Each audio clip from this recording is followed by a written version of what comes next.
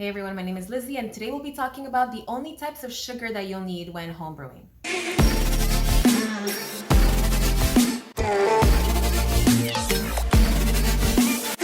There are 7 types of sugar that I'd like to discuss in this video, and the first one is liquid malt extract. Liquid malt extract, you leave this in the fridge so it does not get rotten once it's opened. And what this looks like, it's a sort of honey. It has that same texture, that same color, it's sticky, and you use this when making beer. And I would use 1/3 of this can for a 5-liter or 1-gallon jar of home brewing. And in one of my classes, I asked them to use 1/3 of the jar. However, they used 1/3 cup. It was really not enough.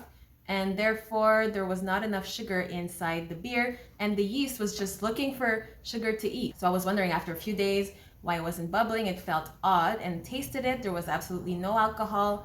And the culprit was that there was not enough sugar inside the beer to ferment.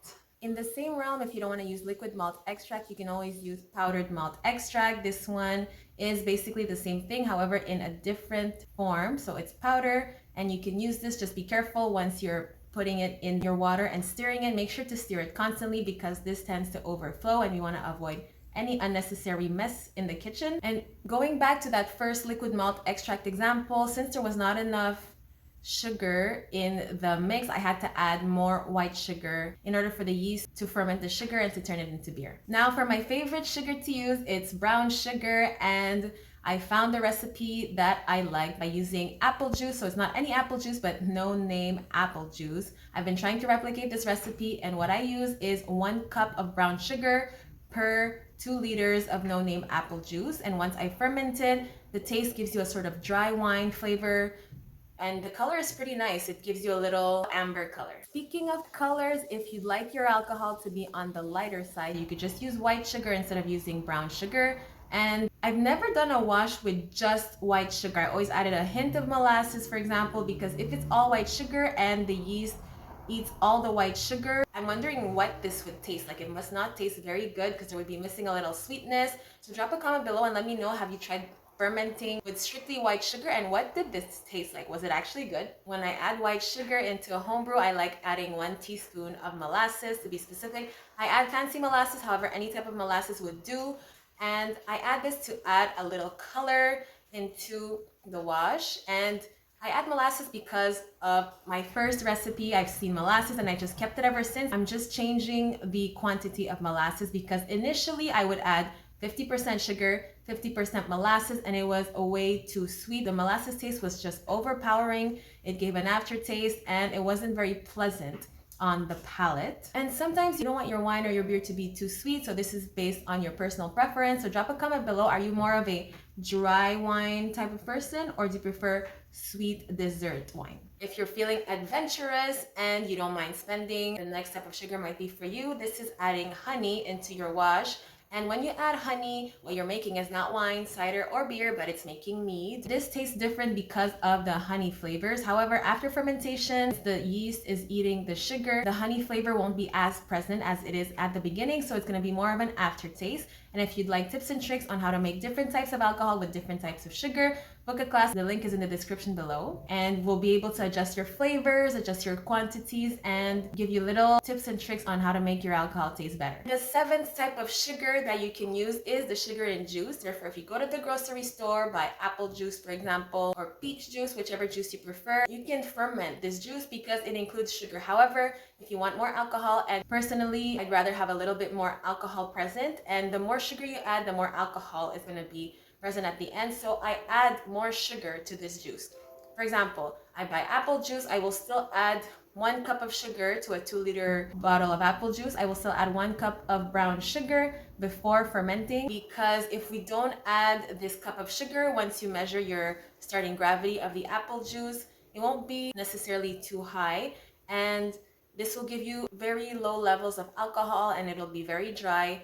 Therefore, you can always go that route. However, if you'd like a little bit more alcohol in your homebrew, I would add more sugar. And you can add any of the sugar mentioned above. Just make sure that you measure your starting gravity and your final gravity in order for you to determine how much alcohol you've produced. So the formula is the starting gravity minus the final gravity times 131.25, and this will give you your percentage of alcohol. and everything lies around the sugar. So this is super important when you're homebrewing. It's one of the 3 main ingredients that you need, which is sugar, you need water, and yeast. Without one of these ingredients, there will be no alcohol present, and you're able to experiment by adding a little bit more, a little bit less of each of these products, and the final taste can be adjusted based on your preference. Feel free to experiment if you want to add different types of sugar, different types of liquid. I tried to make a batch with grape juice from the store, and personally, I did not like the taste. I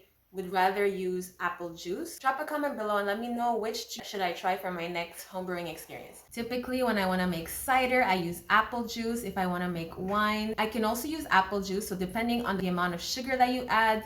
But the main difference between wine and cider is that cider has fizz. Therefore, you can use the same ingredients. However, when it comes to wine and cider versus beer, so beer is a completely different taste. I have not used juice in order to make beer. I typically use water. I put white sugar because of the color. I'd like it to be on the paler side. And one thing you should not forget when making beer is to add the hops, because that gives you a bitter taste. In comparison, wine or cider, you can add tannin powder, and this gives wine that bitter age feel. However, tannin is optional. You do not have to add it. You can achieve your desired wine taste without it. However, for beer, you have to add hops because this adds that beer flavor to it. And hops is also a preservation agent. This video talked about adding sugar at the beginning of your fermentation. However, feel free to add sugar at the end. This is when you taste your alcohol and you're not satisfied with the end product. You'd like it to be sweeter. You can always add sugar into your fermenting jar. If the yeast is still capable of producing more alcohol, it's gonna eat this newly introduced sugar. Therefore, how will you know if this added sugar will be turned into more alcohol or if it'll make it sweeter? When you're adding sugar to back sweeten, just make sure that you're adding so gradually to avoid any spillage and any unwanted mess in the kitchen. The trick is how long you leave the sugar. So if you leave it long enough for the fermentation to end and the final gravity to be at 1.00 or 0.990, this means that there's no more sugar left. However, if you just leave it to ferment a bit, and let's say your final gravity is not at 1.000, but there's a little bit more sugar present, you can start bottling your alcohol and just leave the yeast and throw it out, or you can reuse it. However, it's important not to bottle your homebrew with the yeast because this might have a tendency to explode. You can leave the yeast at the bottom by extracting the top using a suction pump and drink your newly created concoction. And if you found this video valuable, share with a friend, and don't forget to like and subscribe. I'll see you in the next one.